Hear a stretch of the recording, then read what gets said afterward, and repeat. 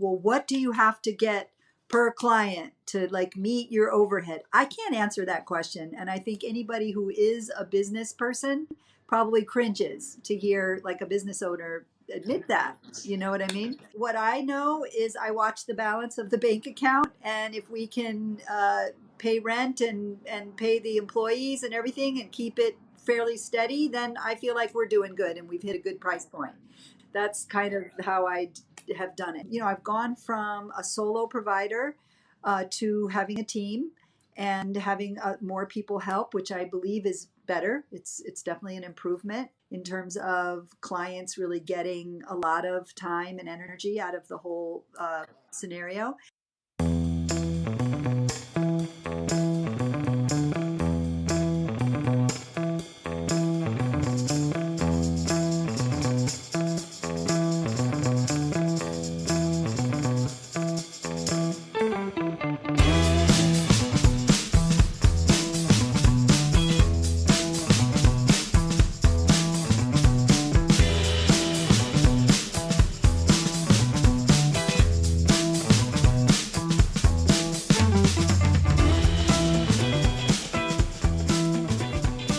Hey guys, it's Nathan.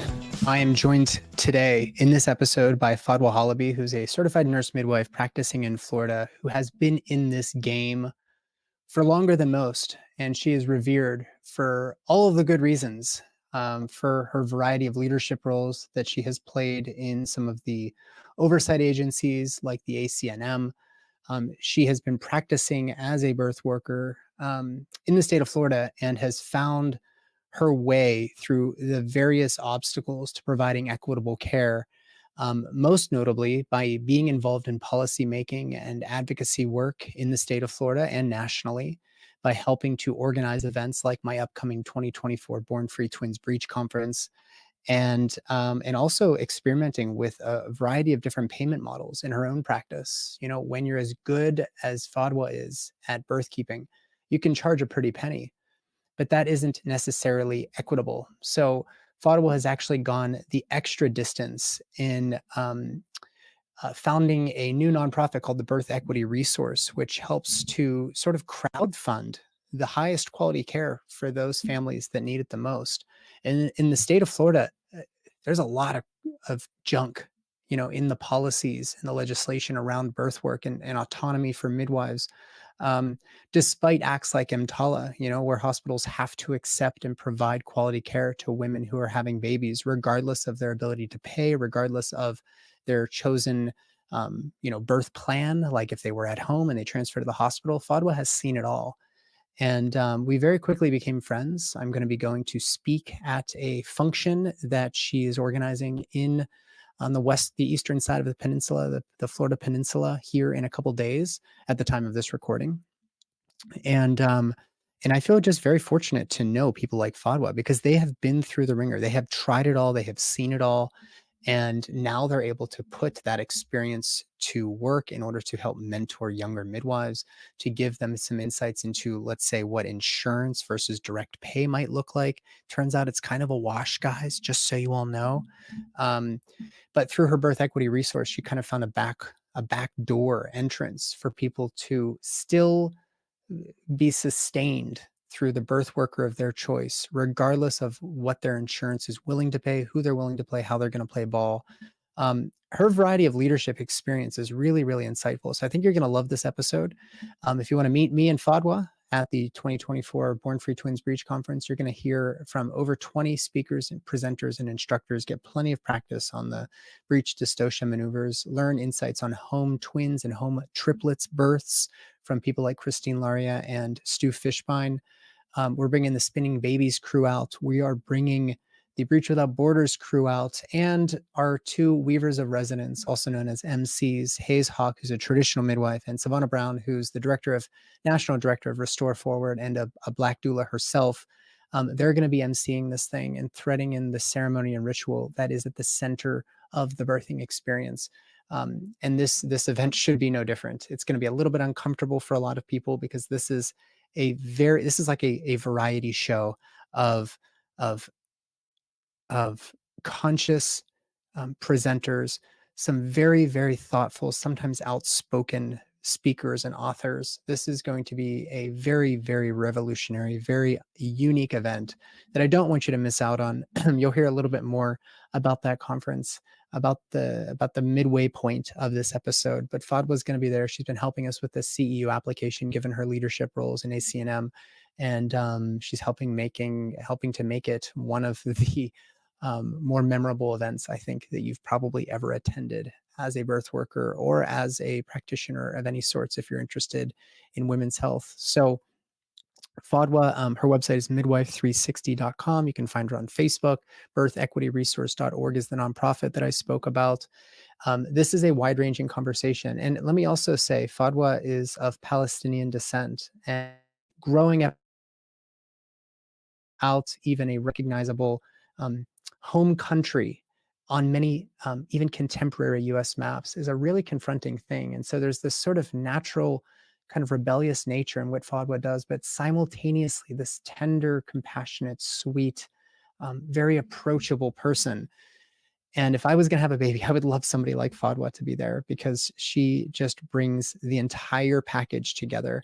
So put all of your sort of preconceived notions about what different midwives do, what different midwives are capable of. Fadwa can do it all. And she's got all the tattoos to prove it. Another reason we get along so well. Enjoy my conversation now with Fadwa Halaby.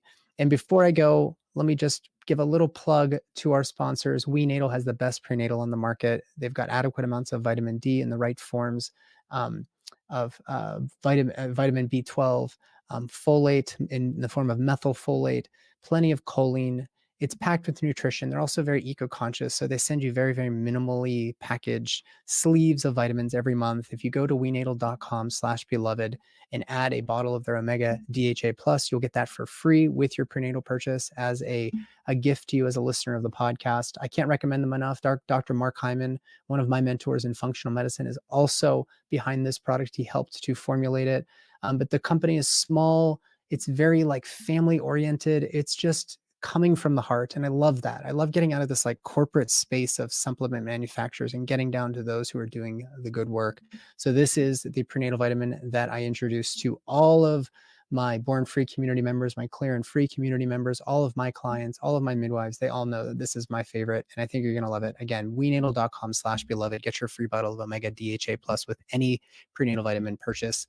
And then we're also supported by ImmuneIntel AHCC. That stands for active hexose correlated compound. It's made from the mycelia of shiitake mushrooms and has been demonstrated through numerous in vivo trials to help support the immune system by upregulating T cells and NK cells, getting all of those immune cells cooperating with one another in order for you to have the strongest innate and acquired immune system possible. I know we're just getting out of that like kind of seasonal flu season, but heaven forbid there's another COVID thing, or you got kids bringing home all those germs from daycare. While I've been taking ImmuneIntel HCC, I haven't gotten sick once. Like maybe like a little GI thing, once in a while for some poultry that we touch the handle of the sink with or whatever, but that just comes and goes. I haven't been like bedridden with high fevers and with just that overall malaise that comes with this. And that's because it actually works. This is a really, really solid product. I take a bottle every 3 to 4 months, just kind of as a part of my routine. But if you have HPV, this product has also been demonstrated to help clear persistent HPV, which of course is probably a consequence of abnormal cells developing in the cervix when the immune system becomes dysregulated, as opposed to the other way around. If you want more information about that, go to clearhpv.com and you'll find my Clear and Free program co-created with Mimi Lindquist, who is behind this supplement. She has brought it directly to the consumers. If you're struggling with HPV, if you're struggling with abnormal PAPs, if you're struggling with any sort of autoimmune condition, gut disorders, whatever, even treatment-resistant epilepsy and early liver cirrhosis, or liver dysfunction, this supplement is a game changer. It's a whole food supplement. It's made in the highest quality ways. And the people behind it, Chase and Mimi, who I've mentioned, they are the types of people that are doing work because they know it's good work to do. And there's not even a profit margin It's a very, very minuscule profit margin on this product, but they're still offering you a discount because they want to get this into the hands of as many people as possible, which is why I love having their product as a supporting sponsor of the show. If you want to try this out, go to themedicine.com. That's THEMEDICIN, no E at the end.com. Use code beloved10. You'll save 10% on your bottle of Immune Intel HCC. And if you are working with HPV right now, you're struggling with this whole cervical pathology thing, buy 3 or 4 bottles and just take it, 2 to 3 capsules twice a day until they're gone. And I am almost certain that when you show back up at your OBGYN's clinic, if you're also taking care of your stress mitigation, your sleep, you're getting nutritious food into your body, you're going to end up with a clean bill of health. I can almost guarantee it. I don't ever guarantee things, but this product works so well, especially in conjunction with healthy lifestyle modifications. So themedicine.com, no E at the end of medicine. Use code beloved10. You'll save 10%. Thank you to both of these companies for keeping the lights on here. This is a passion project. I am not making money off of this podcast. I just have a couple sponsors to help offset some of the costs, not all of the costs, but some of the costs. And it is a great, it's a great pleasure to be able to continue bringing conversations like this one you're about to hear with Fadwah to every podcast platform. We're also on YouTube. Go there, subscribe. You can see Fadwah in the flesh, so to speak. You can just appreciate what a lot of these guests are really bringing into the world. And that's why I'm very, very selective as to who I bring on. And you're going to love Fadwah. So without further ado, here's Fadwah Halaby, CNM in Florida, talking about all of the things that are relevant to this maternity crisis that we're all facing here in the United States.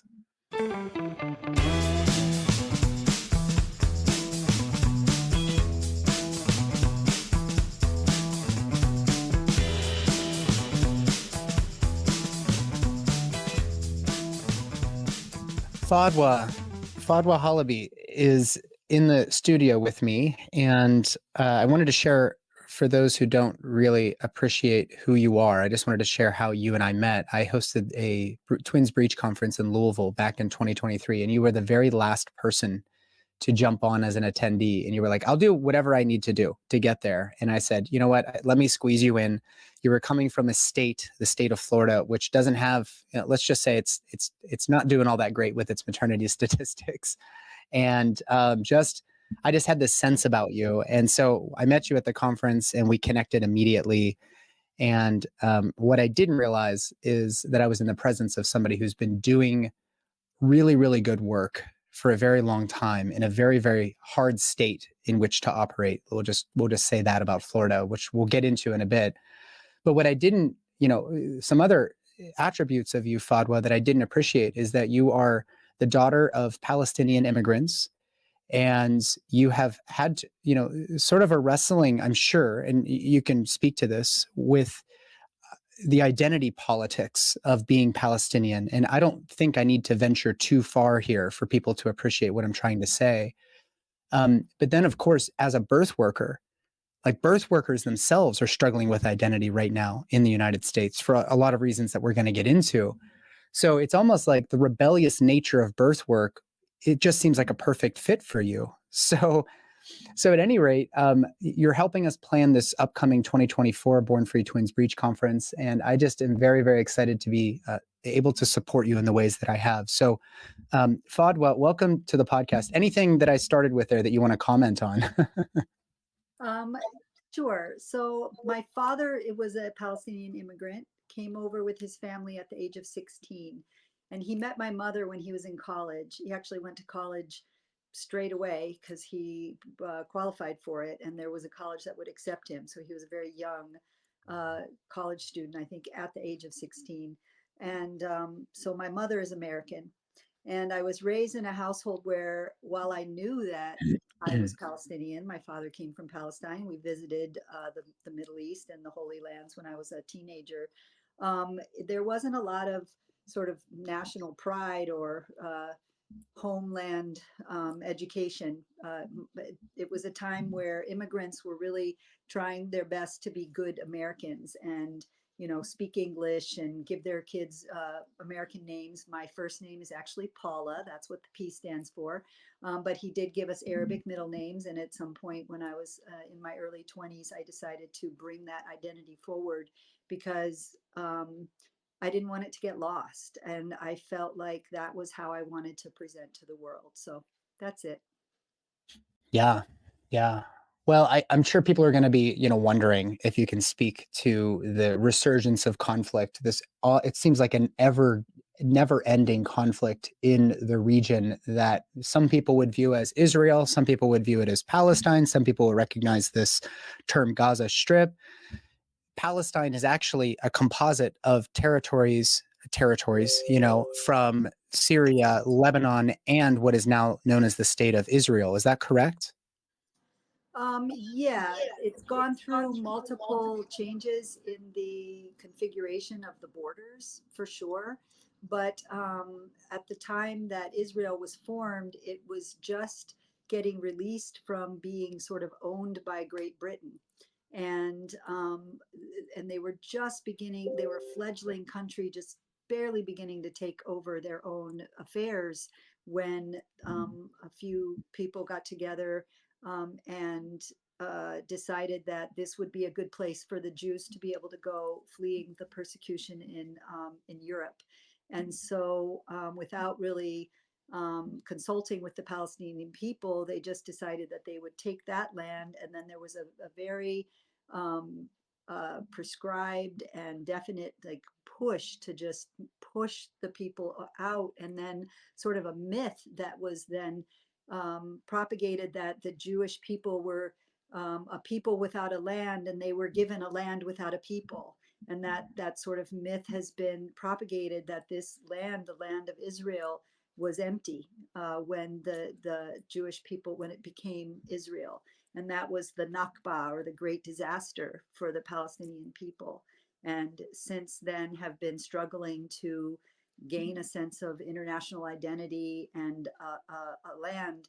The lands that they've been awarded are bits and pieces that aren't contiguous, and so it's very difficult to like run a country or do anything like that when you have land like that. The most recent resurgence is horrifying in just the brutality of it, and there's been so much loss on both sides, but so many Palestinians, they're just trying to just completely ruin Gaza for human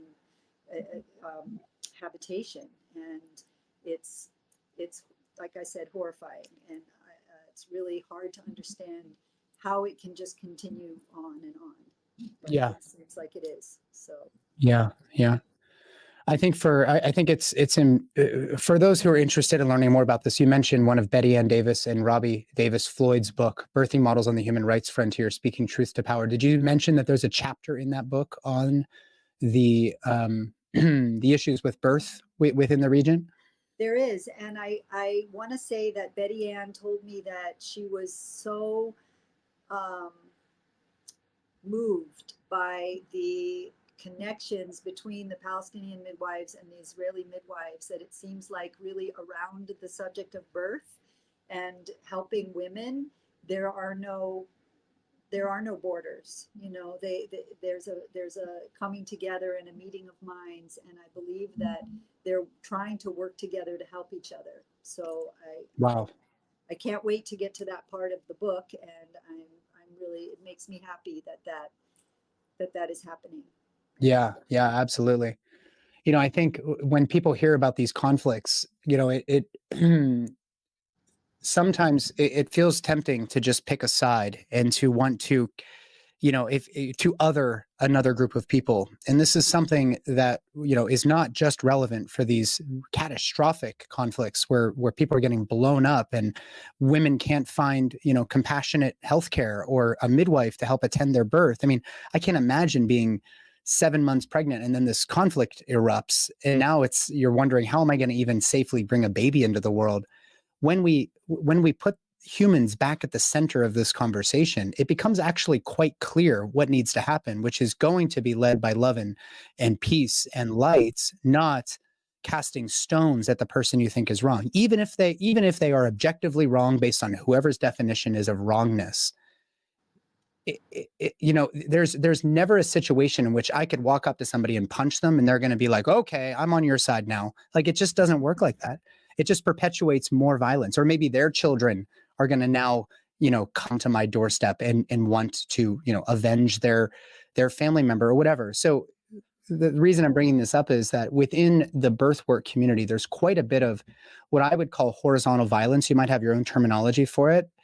But if we're going to fix this very, very corrupted, let's just call it the maternity care system in the United States, midwives are also casting stones at one another. There's licensed and unlicensed. There's professional and unlicensed. There's radical, whatever, traditional or classical midwives, like all these different terms. And it's almost this factioning off, it seems. I just recently experienced this in Mississippi when I lent some support against a bill that was going to minimize autonomous practice of midwifery.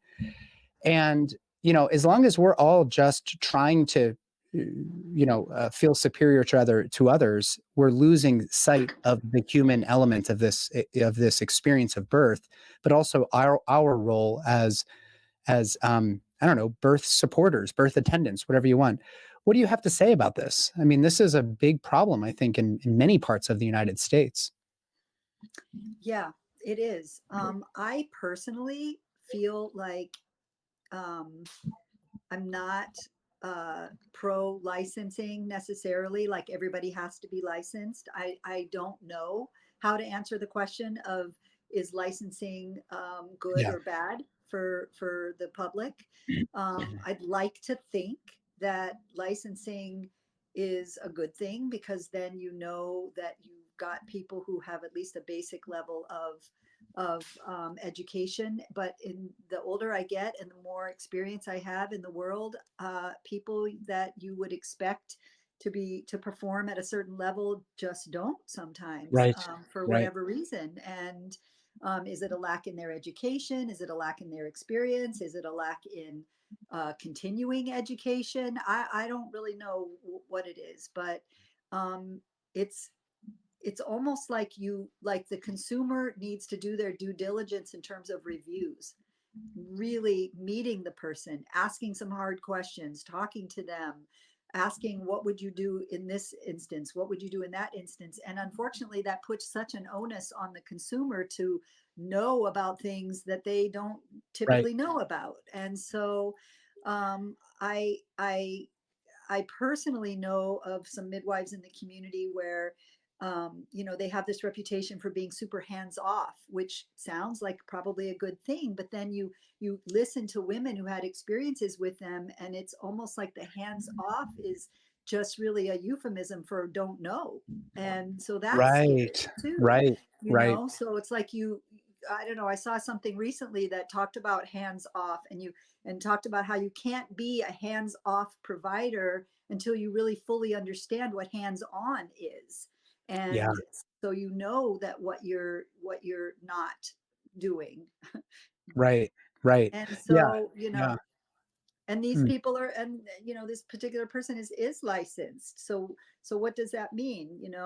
And then I've met traditional midwives who refuse to get licensed, that are very capable birth attendants, and I would recommend them to people. So it's so hard to really know what you're getting, I guess. And the only way, I'll repeat, is to look at reviews, read reviews, talk to people who've worked with that person, to really try to Right. fully understand what you're getting. Yeah, I know exactly the video that you're talking about, and I thought it was very important messaging there. Which, another thing to add to that is a lot of people advertise, I've never had a complication. Well, if you haven't had a complication, you haven't been to enough births. Like, it's going to happen, and until you're the primary person there that has to help this birthing family navigate that complication, you probably don't necessarily even have. I'm presuming a lot here, but you may not have the chops to be advertising the complement of services without maybe another midwife there to support you in your endeavor. Now, I'm not saying that there's a right or wrong way to do it. I'm not even saying that I am necessarily the best. In fact, I've gotten really good at getting people to hire midwives by convincing them that I am probably not the best person. Somebody like Fadwah might be, but Fadwah's also been to how many? I mean, I don't really keep count anymore, but how many do you think you've been to? Like hundreds, Around thousands? 2100. Okay, so you're probably one of the more experienced midwives still in practice in the United States. We'll just call it what it is. Um, if you've been to 2,100 births, you've probably seen your fair share of babies that need resuscitation, or, the variations of meconium. You've probably seen some really long protracted labors. You've probably seen some precipitous labors. You've probably seen some breech births.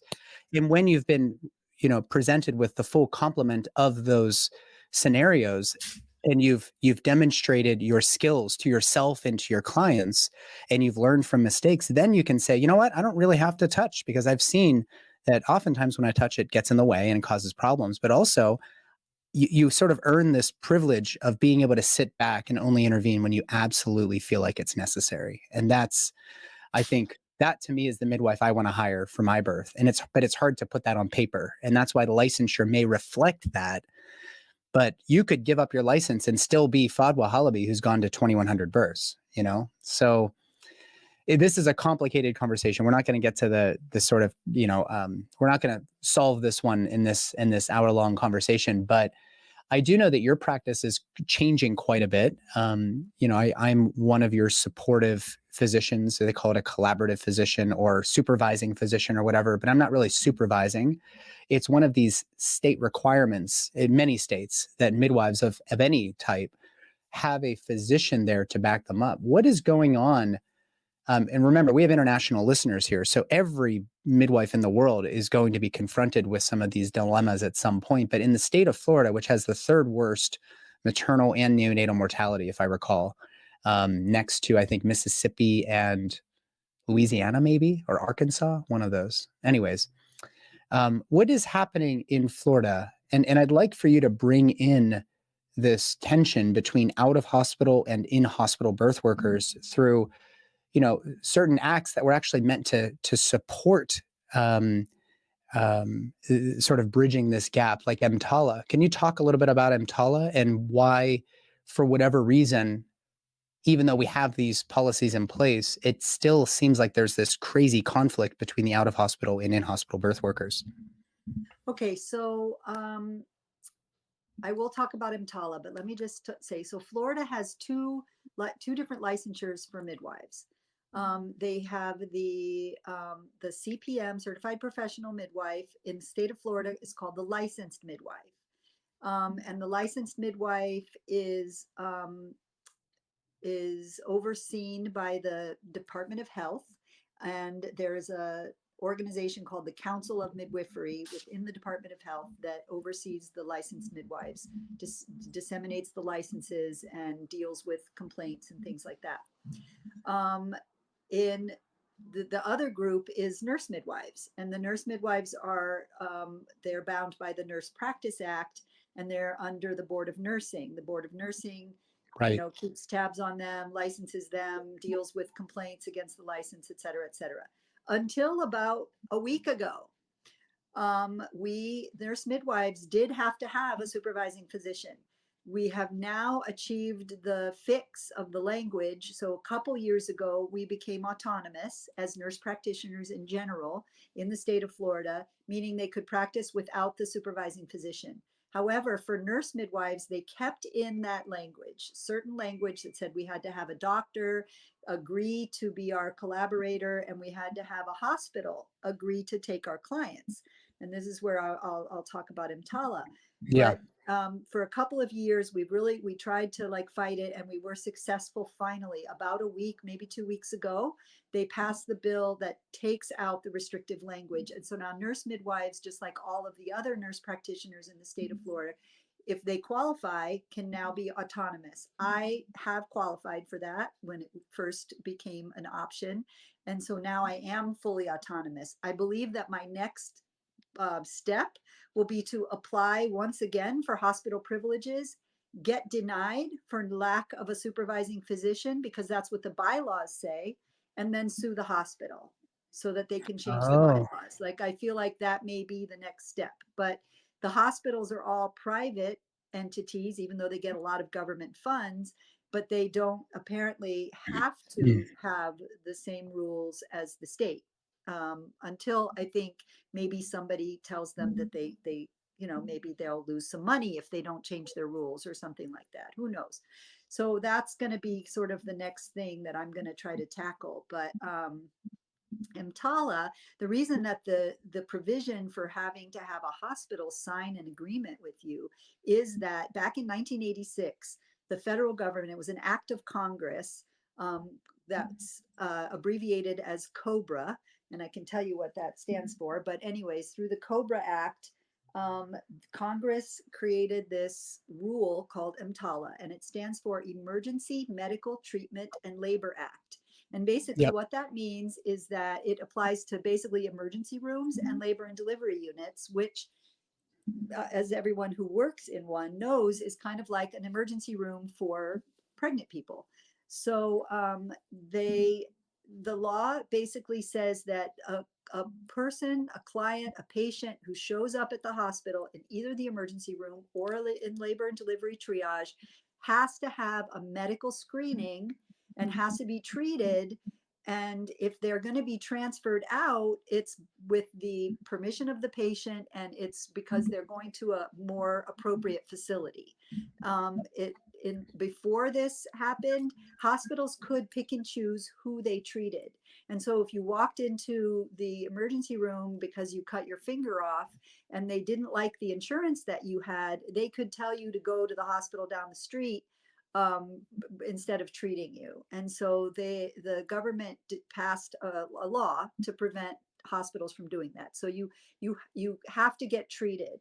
And so that's how it works. When home birth midwives have to transfer to the hospital, we go to whatever hospital is the closest to the client's house, or whatever hospital they prefer to go to, depending on if it's an emergency or not. And the hospital has to take them if they have a labor and delivery unit, even if they would rather send them to whatever hospital the midwife has their backup doctor at, which is kind of what they try to do. It's gotten better. They've sort of gotten used to us at this point, because I make a point of educating them every time they ask me who our backup doctor is. I'll tell them that's really irrelevant. Our client wants to come to this hospital. We're here. Can we speak to your hospitalist or to whoever's on call? And so in our area, the hospitals have all gone to, except for one that I know of, have gone to the model of care where they have hospitalists, or what they call laborists, in-house. And say 5 years ago, it wasn't like that. You would have private doctor groups had to take turns covering the ER for labor and delivery, so to speak. And if someone showed up without a doctor, like a home birth client, they would just get whatever private doctor happened to be on call. And those were always not as good of transfers, because those doctors were always pretty grumpy to come in to the hospital to take care of somebody that they didn't know. With the hospitalists, it's a little different. They're already there. They're there 24/7. They're, we're Yeah. giving them something to do. So I've served that role. That's actually that was the only way I worked after residency, was as a hospitalist. And it was kind of an ultimate test of my skills. I have to build rapport and trust really quickly. I have to understand their story. I have to understand why they're here and where we're going. And so the hospitalist OBGYNs tend to be like, they chose that job for a reason. And so they tend to be, I don't know, in general, in my experience, pretty good people. But yeah. So this EMTALA Act, basically, so this notion that you can show up at the hospital and they can refuse to treat you is actually forbidden as a consequence of this act in every hospital in the country. Is that right? So as long as they do receive money from the CMS or Medicaid and Medicare, and I think that there's very few, if any, hospitals Yeah. that don't participate in that program. Okay. Gotcha. Wow. Amazing. So, okay. So we've got this EMTALA Act. It says that people have to treat you, if you show up at the hospital. But what is your experience in Florida hospitals? And by the way, let me also mention for those listening, this is not just Florida we're talking about. You happen to sit on one of the, what is it called? The Home and Birth Center Committee, as the chairperson at ACNM, which stands for what again? The American College of Nurse Midwives. Of Nurse Midwives. Okay. So, let's say that anywhere in the country, a person goes into the hospital, but they were laboring at home and this midwife is worried about that transfer. First off, let's talk about the issue with this apprehension to transfer. And then what is an experience that some midwives have maybe discussed with you, or that you've had yourself, as to the consequence of hospitals not readily accepting clients transferring from the home, despite the fact that this EMTALA Act is in place? So I think that the net effect of what we're talking about is a lack of integration. And so integration is a really important piece when you're talking about home birth, because you're talking about birth in one setting and then sometimes having to transfer to another setting. And so it works best when there's some kind of communication between those two settings and a certain level of respect and rapport. And so in the state of Florida, even though midwifery has been legal for a long time, home birth midwifery, and I'm actually a certified nurse midwife, so most of my colleagues are working in the hospital. I'm actually the only nurse midwife in my whole county that's doing home birth, and Palm Beach County is really big.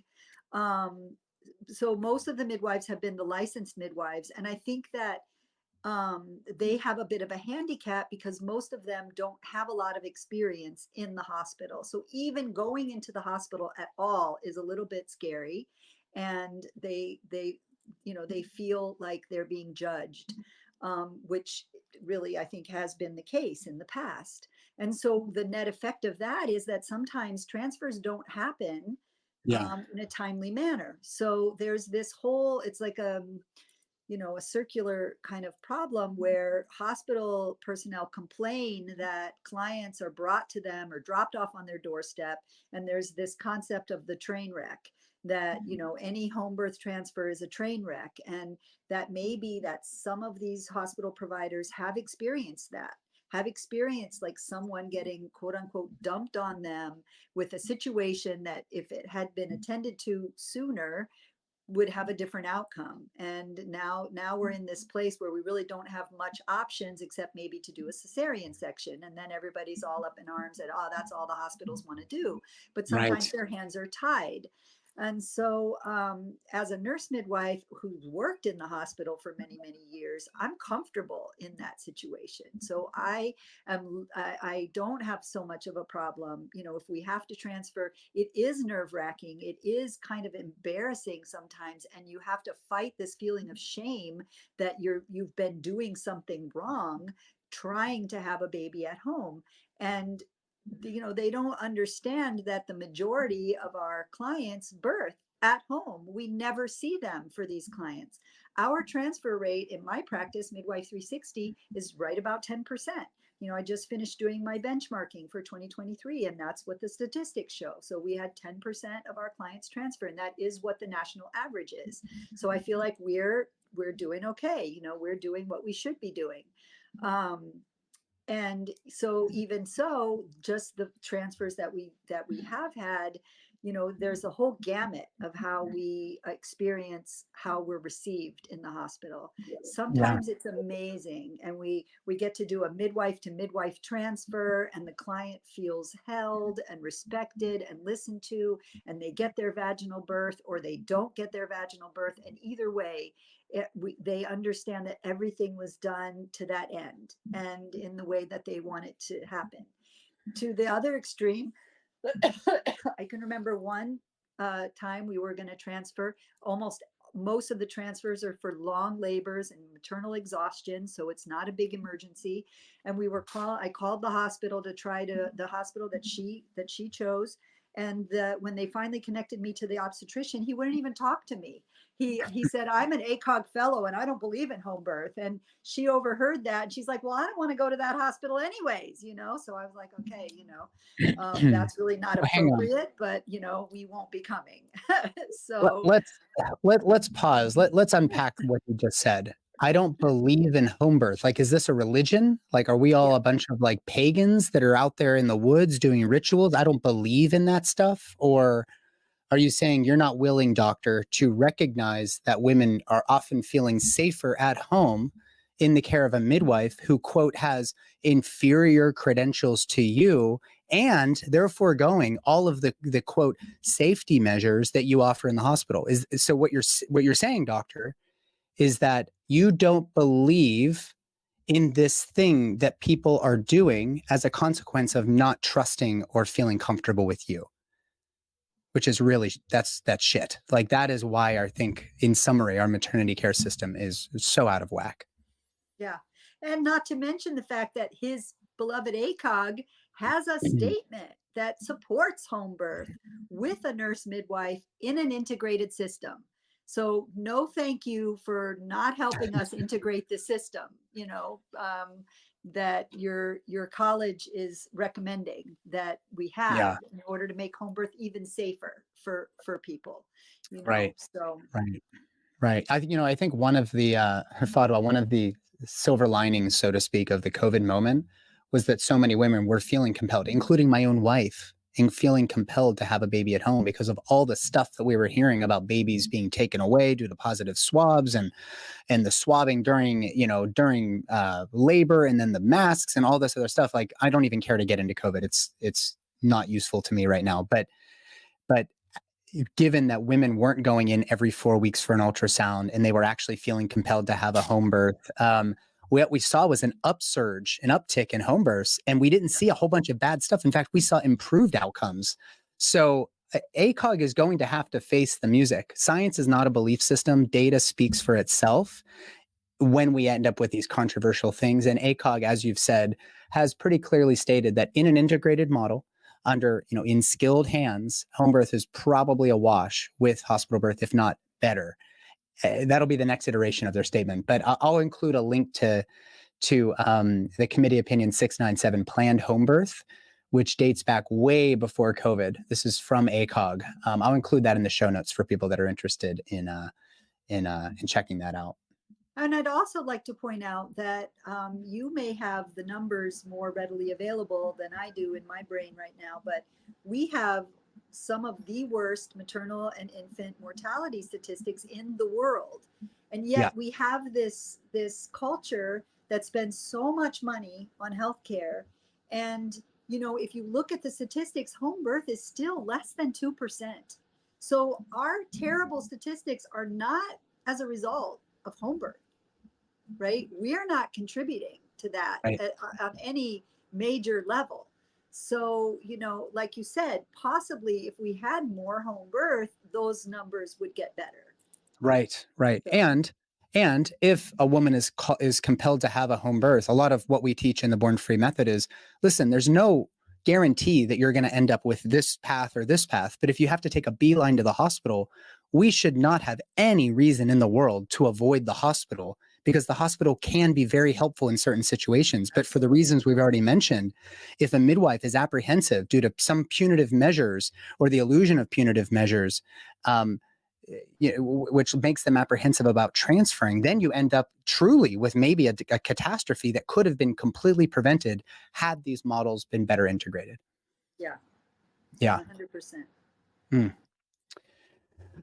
What sort of things, every state has different restrictions as to what midwives can do. And this is where I think licensing is fraught with issues. It's not like, hey, we trust that you've done 80 births or whatever as an apprentice. We now can give you a license to cut hair or to do births or whatever.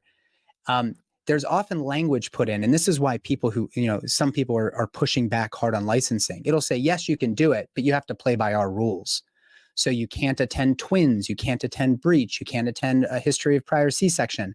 What is the story in Florida around those three in particular? So it's interesting, the licensing midwife, if you go to the Council of Midwifery website, they're promoting VBAC for licensed midwives, which I think is very interesting, who don't ever, in the state of Florida, they are not allowed to be hospital midwives. So they're promoting VBAC in the out-of-hospital setting. As far as twins and breeches go, they're not allowed. Neither are birth centers allowed to have twins or breeches in the birth center or VBAC. And so, and many women who have tried to get a VBAC can tell you that it's very difficult to get that in the hospital system because of some nefarious practices with some OBs where they do this bait and switch thing where they'll say yes, yes, yes, and then you get to 39 weeks and they say, oh, but you have to have your baby now, and if you don't, we're going to induce you, and that doesn't turn out so well sometimes. So so the best option for getting a VBAC would be for a home birth. Um, and so you're kind of forced to be out of the hospital. And the same thing happens with the breech. A woman ends up with a breech baby at the end of pregnancy. If we can't turn the baby, then they have no options. And that's the thing that really is difficult to live with, is you have to have two choices in order to have an option. But a woman with a breech baby in our system, in most places, and especially in Florida, the only option is a cesarean section. And so they're, again, forced to have their baby at home if they want to try to have a vaginal birth. As far as the rules for nurse midwives, the Nurse Practice Act is wonderfully vague. And it says that you practice to the extent of your training and your experience, and which I believe is the way that it should be. I do breeches and twins. I've transferred breeches in. I've transferred planned breeches in, not just breeches that were identified during labor and the Sort of mom surprise changed breach. her mind. Yeah. And I have not had any kind of fallout. I mean, I don't know if I should be knocking on wood right now or what, but I don't know if it's the way that I conduct myself during the whole story, or how it goes. But I feel blessed that I haven't had to decide whether I want to keep my license or not over this issue, because I would probably let it go in favor of being able to continue to support the type of clients that I choose to support. The same thing goes for multiple C-sections. You know, women have had 2 or more C-sections. They can be nearly impossible to find a doctor to support them. And I've been able to support a couple of women with 4 previous cesareans and that birthed beautifully. Yeah. And several with 3 and multiple with 2. So, you know, I'm glad that we're able to do that. Yeah, I want to give people, you know, an illustration of why, when we see things so black and white, that this gets us in trouble from a policy-making standpoint. If you were to say, we do not permit vaginal, a try of labor after 2 C-sections or more. Let's say more than 2 C-sections, right? We'll do the VBA2C, but you know, we're not going to honor a desire for a VBA3C. Here's the issue. I had one of my collaborative midwives. You're in my midwife collaborator program, and some of the midwives that I work with, they call me pretty frequently because they're working with some pretty interesting scenarios. Like, for example, a Mennonite woman who's had 8 pregnancies. She's had 4 C-sections and then 3 vaginal births after those C-sections. And now she's pregnant with her 8th. But here's the kicker. One of those 4 C-sections was a classical incision for a preterm birth. And she still had 3 successful home birth after C-section experiences. So how does that fit into this policy of no more than 2 C-sections? Because she has clearly demonstrated that she's fine. In fact, that's a case report. I told the midwife, like, you got to write this up because people need to know, not that this is the end all be all to the conversation, but to say that you are doomed if you've had 2 C-sections of uterine rupture, it's simply not true. So when we put a policy in place that has no wiggle room, we're really limiting the options for women to avoid more cesareans or more complications from their cesareans, not to mention all the issues of maternal fetal bonding, the breastfeeding issues. I mean, the postpartum recovery after a C-section when you have 7 other kids, are you kidding me? Like, so anyways, all of this is to say that sometimes policies are good, sometimes they're not so good. And I'm so happy to hear that somebody like you, who shows up as a person with her own autonomy, is on a planning committee at CNM and working through some of the legislative policies that are relevant not just for Florida, but also, you know, the rest of the United States. So yeah, the Home Birth and Birth Center Committee of the American College of Nurse Midwives. I have been the chairperson of that for, I'm in my second year. Um, and I'm going to tell you, I'm going to be honest with you, we're struggling right now to maintain active membership in this committee. We have an ongoing meeting once a month, and in the last few meetings have been just a couple of people show up, everybody part of the, okay, so did you know that manna is no more?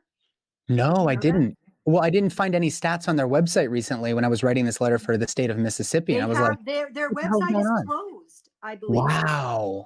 Shut down. So the Midwives Alliance of North America was an organization. I don't know when they started. I should have, I didn't have time to really prep for that with this talk, but we can do this another time. But anyways, they've been active for many years. I don't know how long, but a long time. And they bring together all the midwives, the certified professional midwives and the nurse midwives, the traditional birth attendants. They have been really the one place where like everybody could come and be together and talk about issues and things like that. Well, they are no longer. So I was listening to a podcast recently talking about that closure and what that means to several midwives. And, it's really like, it's so sad that this has happened because, but part of the reason that it happened is because you know, we practicing midwives are busy. They're taking care of clients in the office. They're on call. I mean, I have a team and I'm still super busy. I'm only on call every third week for a week, and I'm still so busy that sometimes it's hard for me to do some of this other stuff, the political Yeah. work, the stuff like to try to like move forward in the integration and all of that, and then this meeting. So I attend the meeting because I'm the chairperson every month, but I get it why our attendance is low, and midwives have a hard time doing it all. Okay, which Wow. like, Yeah. is that a big surprise? And so there went manna, and it's really Wow. a I didn't shame. know that. I didn't know that. Wow. Well, Fadwa, let's take a very, very short break, and we're going to come back, and we're going to get into your practice, Midwife 360, and why you've transitioned from a largely insurance model to now a direct pay model. We'll get into some data and some numbers from the state of Florida. I'll see you back here in a few minutes. Okay.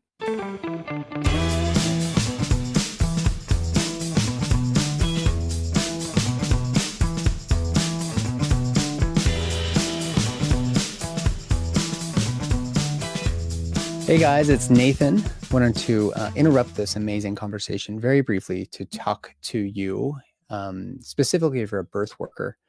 This goes for doulas, childbirth educators, midwives of all sorts, whether you're out of hospital or in hospital, and especially the OBGYNs, the family medicine docs, those of you who are attending to births.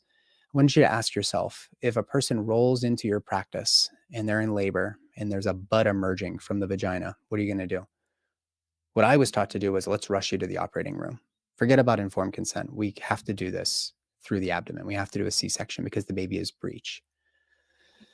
But frankly, I think a lot of women, rightfully so, want to avoid C-section, unnecessarily, of course. And so if you were to just rely on let's say your OBGYN residency training, you're not going to have the skills to attend to a breech birth. The good news is most breech babies come out without any intervention at all. But in the rare chance that they have a nuchal arm or a hyperextended neck or whatever, you want to have those skills. And it requires practice on practice on practice to get those skills, which is why I started hosting an annual conference here in Louisville. And in 2024, we're going to be leveling up this entire program. This is the 2024 Born Free Twins-Breech Conference, where you're going to be able to get plenty of simulator experience with very, very well-trained educators and instructors. You're going to hear from a variety of midwives and some doctors. This year, we're featuring the Spinning Babies team, Breech Without Borders team. Stu Fishbine's going to be there. Christine Laria is coming with the Breech Without Borders team. She was a recent addition. Karo Gauchi from the Pacific Northwest is coming. We're also bringing 2 keynote speakers, Machilo Motse, who's a newly crowned PhD from South Africa, as well as Doña Angelina Martinez Miranda from Cuernavaca, Mexico is coming. These are instructors that have quite a bit, a breadth of knowledge and experience in order to help round out your own education. I haven't even mentioned Tracy Vogel, who's an OB anesthesiologist. She's going to be coming in to talk about trauma-informed care. Hermine Hayes-Klein is coming to speak to informed consent. There is so much that we're offering here. And I've only gotten to the didactics part. There's going to be plenty of time to practice on very realistic mannequins. And there are going to be some other activities for you to do some healing and as a means of community building. So we're going to do some trauma release work, a musical odyssey with Rebecca Kelly G. There's going to be some ecstatic dance in the mornings. If you're open to that, it can be very, very releasing because we've suppressed so much of this stuff throughout our lives that if we can't use our voice and our bodies in an expressive way, it's going to become a second chakra issue. It's going to impact our reproductive organs and our overall health. We're going to be screening Aftershock and having a panel discussion with Shawnee Benton Gibson and Omari Maynard, both of whom were featured in the film because Omari's wife, who is also Shawnee's daughter, she died as the result of what I would call medical negligence due to the color of her skin in the medical system. And that's what Aftershock, the film, is all about. We're going to do a breathwork shop with Sarah Tremoli of Effigy Breath. There is just so much healthy food, healthy community, healthy conversation in a very, very safe space. No breakout sessions. You're all going to be in the same room together in a very intimate setting, which I think is very, very important for this work. If you're interested in coming, go to bornfreetwinsbreech.com. Register as early as you can because the price will gradually increase as we get closer and closer to the event. There are a few opportunities available for work exchange for students or people who are otherwise unable to attend for financial reasons, but everything will be on site at the Omni Hotel in downtown Louisville, a beautiful hotel with some very, very beautiful meals and beautiful spaces that we're all going to be sharing together. I hope to see you in Louisville. The dates are August 8th through the 11th with an opportunity to do either NRP certification or a simulator intensive workshop with one of our instructors on the 12th if you want to stick around. And for those who stick around, maybe there'll be some other goodies along the way. BornFreeTwinsBreech.com. I hope to see you in Louisville.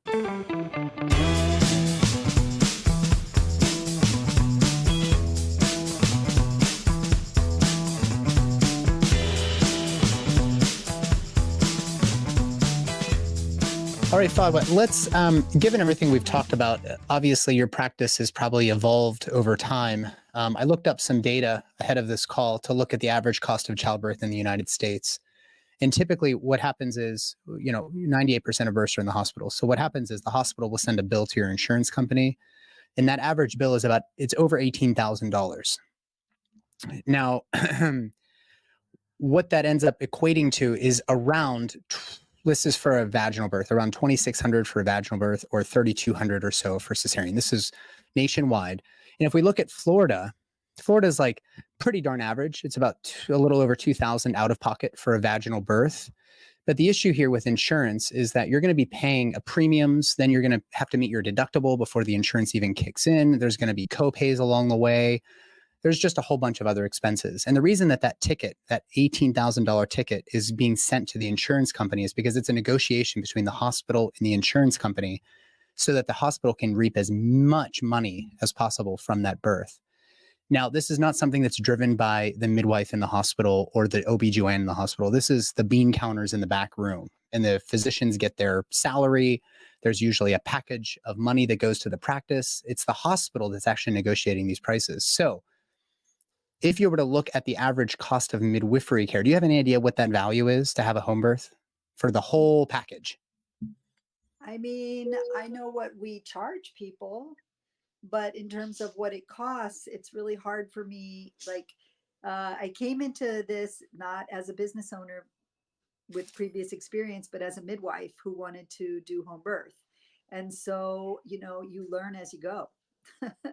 at least in my case. And so I was asked multiple times early on, like, well, what do you have to get per client to like meet your overhead? I can't answer that question. And I think anybody who is a business person probably cringes to hear like a business owner admit That's right. that. You know what That's I right. mean?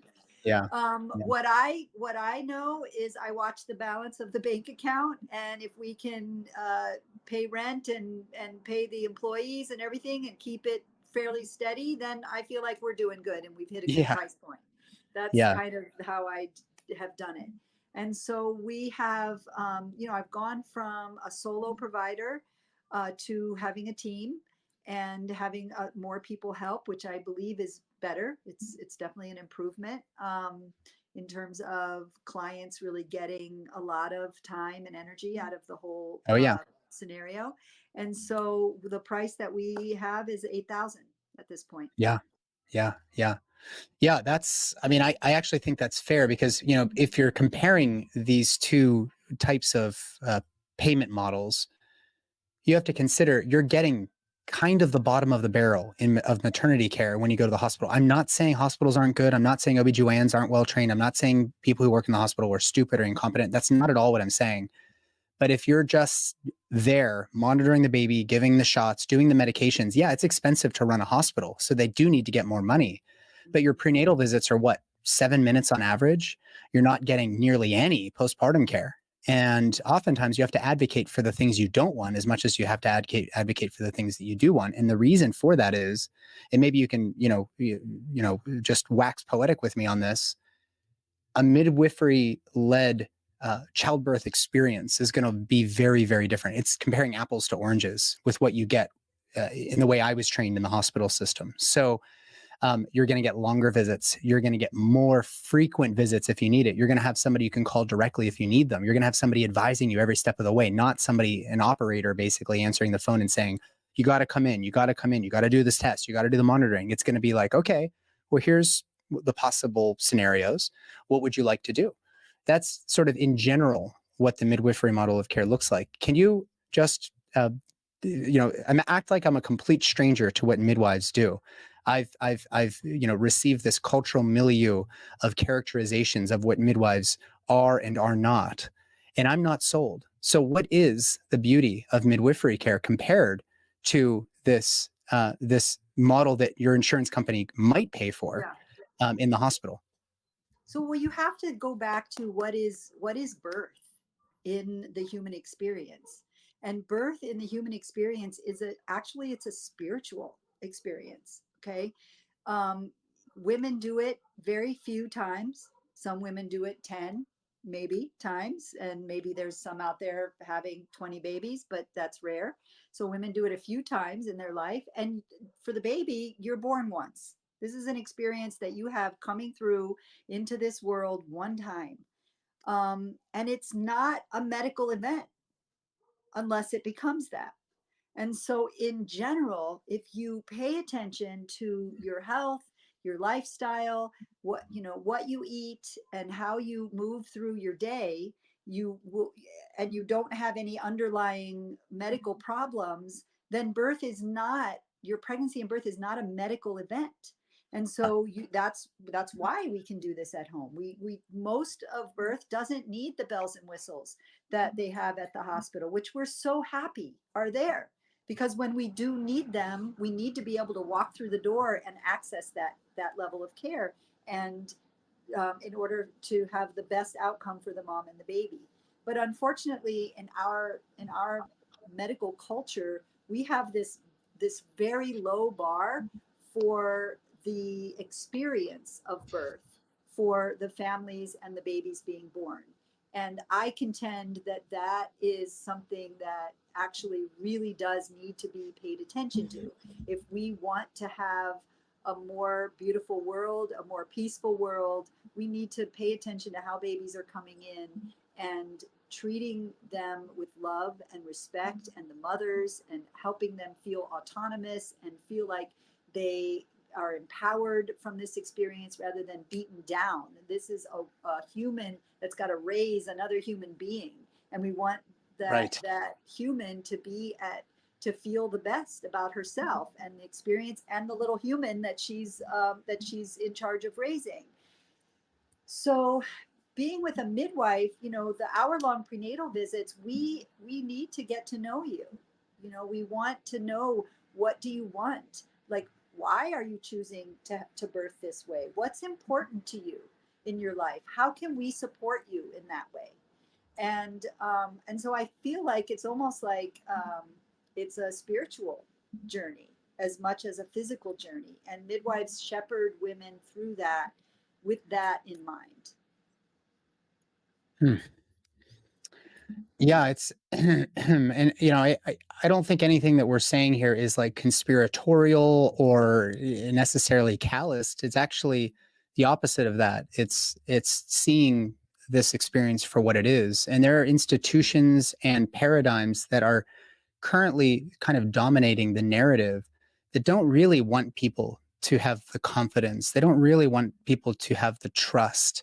They don't want people to be autonomous. But to have the opportunity to have a home birth is, for many of my clients and the women who've been in my circles, they feel like it was the ultimate opportunity to establish sovereignty over their role as a mother, or even their own bodies. They've been told, you don't know, you don't know, you don't know. And then they said, enough.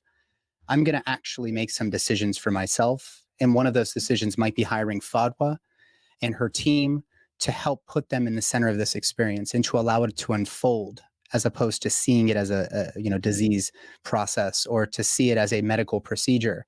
It is a shift in paradigm, and it can be very confronting.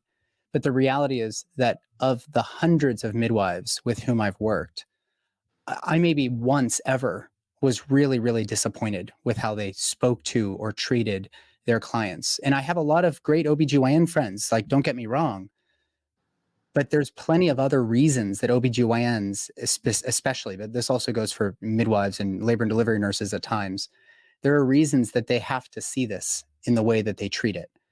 And they have to use protocols, and they have to do these things based on hospital policies. And that's because their job depends on it. When you step into the midwifery model, we're not working, and I include myself now, we are not working for anybody but you. And that is a beautiful shift in consciousness and in the way that I've experienced it. And as I mentioned, my wife and I had a home birth for our second, and it was the most magical, beautiful birth. Of course, everybody says that, but like, this was just absolutely so, it was so carnal. It was so like rich. It was almost like it was erotic in the sense that like there was so much love in the room, eros, like it was filled with this love. And we don't really experience that as birth workers or as the clients that we took an oath to serve. We don't really get that experience in the hospital. So perhaps we could start to shift this from the hospital system to the home birth environment as a default. That's actually my goal. That's sort of like my life's purpose, is to make sure that this becomes the default in the United States. Not for everybody in every circumstance, but the default for most. And if we need the hospital system and all these beautiful technologies that they have available to us, then of course we have them. And we have to bridge the gap there between the hospitals and the birth centers and the home birth midwives. But, you know, this insurance thing is kind of sticky. So tell me a little bit about your new initiative, which is called remind me of the name of it again. It's Birth Equity Resource. birthequityresource.org. If you guys want to learn more, tell me a little bit more about this nonprofit. Well, I want to just back up a little bit and talk about the reason that I started it. So Midwife 360 is going to be 10 in April. And Happy birthday. like I said, I started off by myself, and I came out of the doctor model. I worked for a group of doctors, 4 doctors, and there were 6 midwives. And so when I started the practice, and that's a whole nother story, I'm not going to tell that story right now. When I started my practice, I thought that what I needed to do in order to be able to get clients and really be successful was to take insurance. So I worked really hard to get on all of the panels, and it took a long time. Even one of the panels, Blue Cross Blue Shield, I didn't actually get on the panel until like 2021. And I started in 2014. But I got on the Medicaid panels and I started trying to work with this. In order to do that, a provider has to have a billing service because there's certain ways that the claims have to be filed through a clearinghouse. You have to belong to the clearinghouse. And then if you do that for yourself, which I did for a period of time, then what happens is there's always denials. Inevitably, there's denials for this, that, or the other reason. And you have to like follow up on those denials. You have to figure out first that it was denied. Then you have to find the reason, and then you have to try to fix it and resubmit it. And then you can't ask about it for 60 days. They reserve the right to not get back to you for 60 days. Well, 60 days has gone by. I'm doing other births. I have other claims that I've filed. I've got other denials that I've been trying to appeal. I mean, that got to be way too much, and I couldn't do it myself. So 7 different billing scenarios. I finally end up with a company that is definitely working for me. This was in 2018. And I settled in with them and they were doing a good job for me, but still they would come to me and tell me, oh, this company, they paid you for this birth, but now they're taking the money back. And that would happen like often. Every time I would hear that, I would get like this stress response, and could just feel the adrenaline and the powerlessness and my position of what I can do about it. The billing service was really good about appealing, and they would sometimes get the money to come when we needed to appeal. But the other piece of it is that, at the time, I think my prices were like 6,000 or 7,000. And the highest contract that I had with an insurance company, it was Blue Cross Blue Shield, was about 3,500 for the full journey. And when you're in network with insurance companies, you can't then turn around and say, okay, Mrs. Jones, your insurance has paid for half of our fees, but we need you to pay for the other half. You can't do that. You have to just take what the insurance gives you. And Right. then when you're talking about Medicaid, we were getting maybe 2,000, and we're talking the whole journey, all of the hour-long prenatal visits, plus the birth, plus the home visits before and after the birth. And it was very difficult to maintain the bank balance with Yeah. those types of rates coming in. So then midwives do this kind of like funky little sort of, maybe it's legal and maybe it's not. They charge an extra fee for things supposedly that insurance doesn't cover. And you can get away with that most of the time. And so we had this like extra amount that we would charge everybody across the board. It started out at 500, ultimately was about $2,000. And even with that, we were still, just with the denials and with the takebacks, it was just so complicated and so nerve-wracking and just difficult to work with. So I finally decided, I made the decision multiple times. I got cold feet. I didn't do it, but I finally decided to get out of all the insurance contracts. And even that whole episode was so fraught with issues. The first company I reached out to, expecting them to give me a 30 or 60-day date in the future that I would be done with them, turned around and like took me off their contract, like immediately. And I still had clients with their insurance that I had promised we would use Yeah. the insurance for. So that was a whole episode. It took about 9 months to finally get out of all of the contracts. And then I found myself, it was so much work and so much effort that it was hard to see through the weeds while that was happening. But then I realized, wait a minute, what about people who can't afford to pay our fees? They really have to use their insurance, or for whatever reason they have a difficult time paying the amount that we are charging.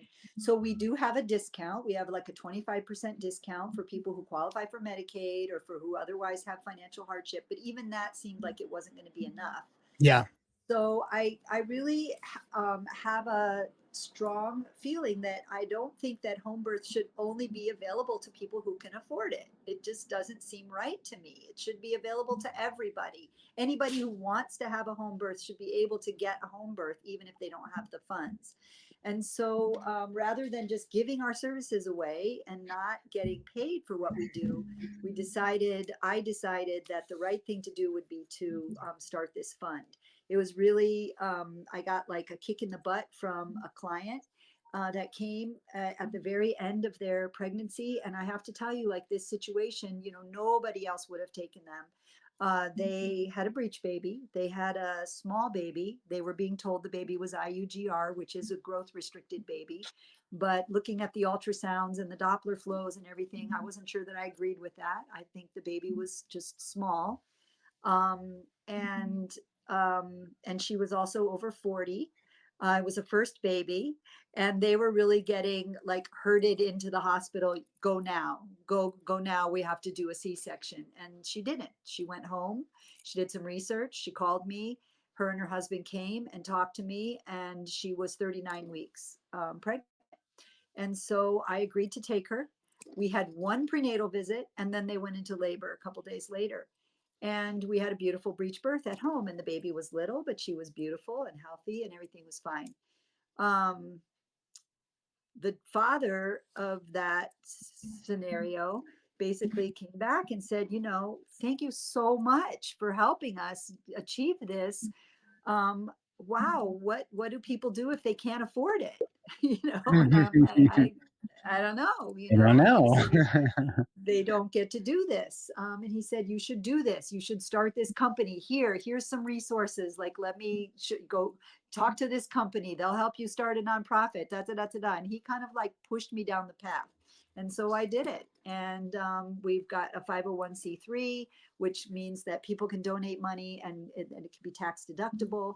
And really the goal of the resource is to really get well funded so that anybody who's trying to have a home birth and needs help paying for either their midwife or their doula, or even potentially their childbirth classes, any of the supportive services around birthing at home successfully, we want to help them. So Yeah. that's the purpose of the fund. And so in order to utilize this fund, can anybody around the country use this fund or? Absolutely. If we get Wow. well funded, like I hope it can be used across the country. I do intend to have I want the providers to register. So we're going to have some type of a feature on the website. Trust me, the website was formed within the last month, and we're planning this big event that I'm going to talk about in a second. But so all of our energies and resources are going towards creating this event and making that happen. But once the dust settles from that, we'll have a registration form on the site for the providers, because we want to know who the providers are. And I don't think we're going to make a distinction between licensed and unlicensed and traditional, all of that. I would like to support even traditional midwives. But I want to see that they also have some skin in the game in terms of giving a discount off of their fees. We extend a 25% discount if people have financial difficulty. And so we start there. And then if they need to apply for a scholarship, my hope is that we can we can pay for maybe half of that, and then maybe they can come up with the rest. I think it is important, like the midwives need to have skin in the game, the clients need to have skin in the game. Like when Yeah. something is just handed to you for free, I Right. think you just really don't appreciate it as much as if you're paying something for it. So though that what that something is going to be different for every family. But we want Yeah. to be able to help them and then see that birth workers get paid and can survive doing this work and not just giving it away all the time. Yeah, I mean, there's so much to unpack there. A lot of people, they criticize, individuals like this. And by the way, you're above the national average for what you charge, I'm sure. But you also have earned this sort of position where you're probably one of the best birth workers in the country. I'm just going to say it because you've attended so many births. And I know you go to trainings. You were desperate. You coughed up money last minute to come to this breech conference, and you're going to be back and you're helping me plan that. Like, you're invested in this, and that time that you're putting towards your advocacy and forming these programs, that's also time that you're not necessarily getting paid for up front. That is equity. And so you're charging $8,000. I charge 10,000. And it's not because I think I'm special or better. It's because I want to disincentivize people from hiring me. And I have people that are willing to pay that. Now, if I travel, I charge 20,000. And people would say, that's insane to go out there for 3 weeks. But listen, I'm taking time away from my little girls. They're only going to be 2 and 4 for so long.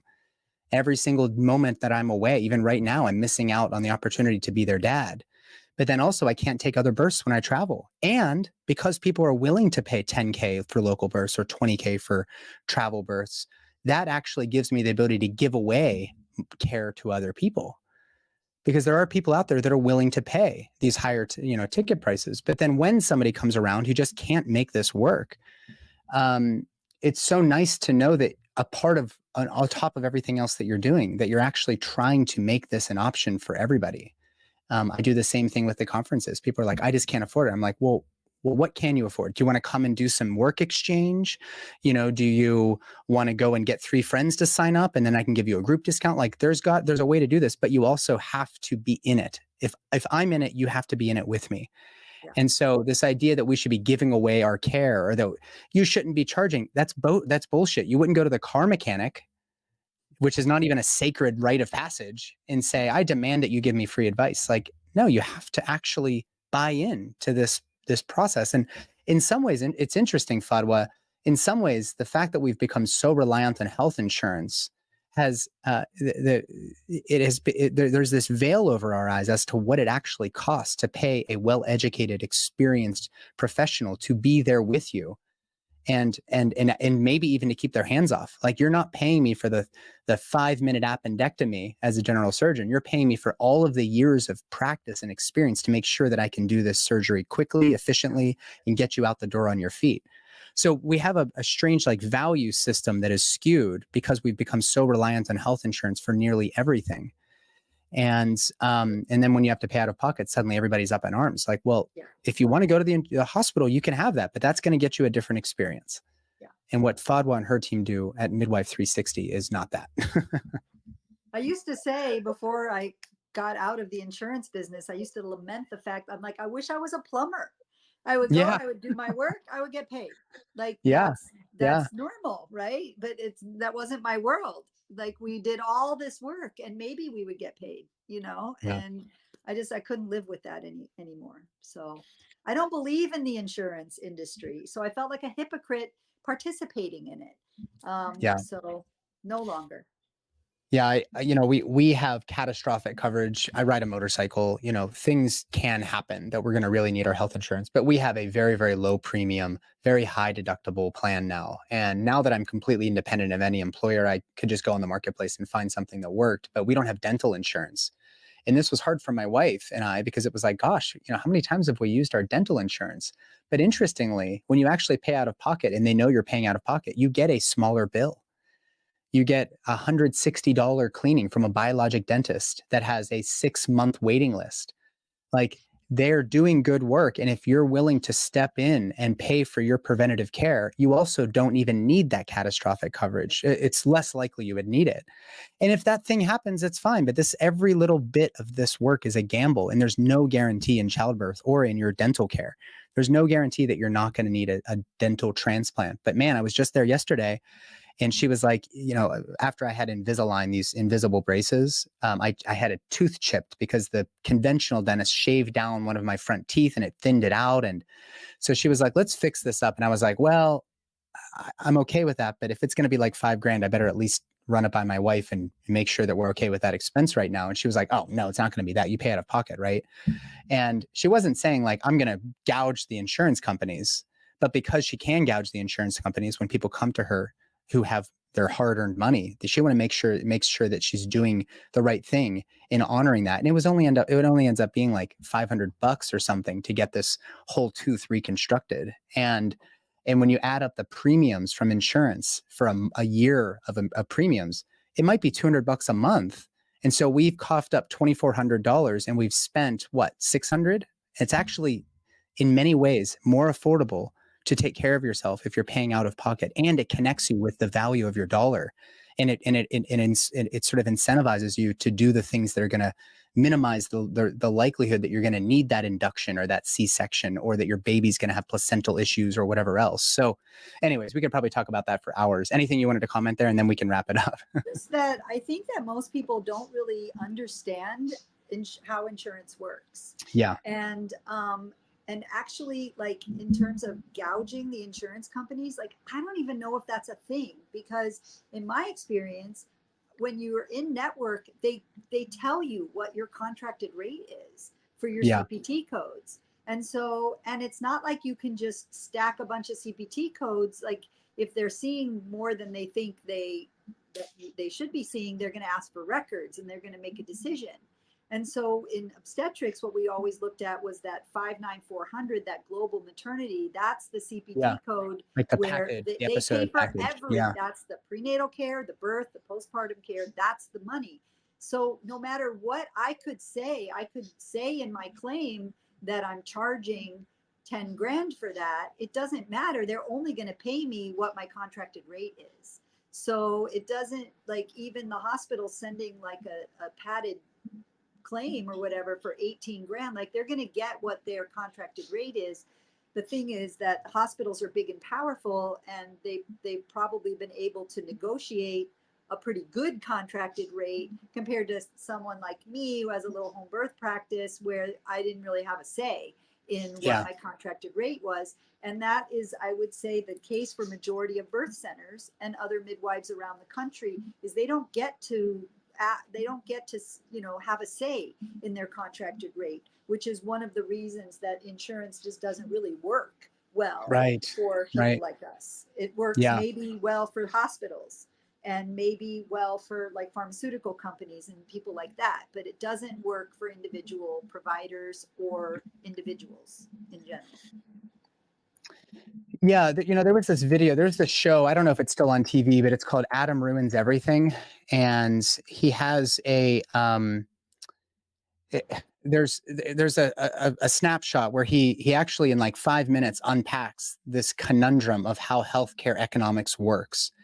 And while the private doctor isn't gouging the insurance companies, those fees that the insurance company is as advertising as what they charge for things and what the cost to you is and everything, that actually is not true in the hospital setting, because there's a separate contract between the hospital and the insurer, which is why some hospitals are out of network.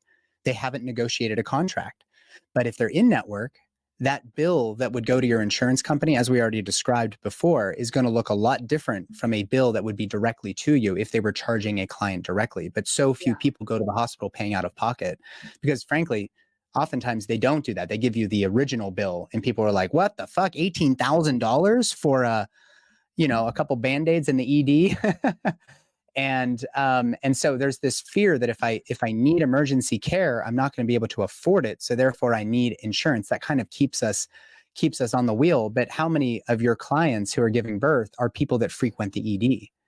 Probably very, very few. Yeah. So man, it's a gamble. And even if you look at like life insurance, I'm in this conversation now between term life and whole life and universal index life and all this. And term life insurance is great if you die before the end of the term, but at the end of the term, it's gone. Every bit of those premiums just disappears, and that happened to my mom, my wife's father. So this insurance thing is tricky, and I'm glad that you're starting to model for other midwives. And I hope any midwife or anybody really listening will find a way to reach out to you and have a conversation around moving towards a direct pay model if they're inspired. Fadwah, I just want to wrap up and say thank you. I hold a very special place for you in my heart. I really, really trust the work that you're doing, and I'm so excited to have you coming back out to the Born Free Twins-Breech Conference. We've got a spot secured for you. If you guys haven't heard, in August, as of right now, we're in March 2024. In August, Fadwah and about 149 other attendees are going to come and see about 20 speakers talk about the intricacies of breech and twins birth, but also there's going to be a whole bunch of activities there to help support the birth workers themselves who are carrying around a burden of trauma and distaste from a lot of the mechanisms that you and I have talked about in this conversation today. So if you want to go and check that out, it's Born Free Twins-Breech. You can meet Fadwah in person if you're fangirling or fanboying right now. Fadwah, Instagram is at Midwife360. But tell people where they can find your practice and where they can find the birth equity resource program that you started. Yeah, the practice is in West Palm Beach, Florida. We go as far as Miami for birth, and as far north as Vero. Not my favorite. Nothing wrong with Vero, but it's a long ways to drive.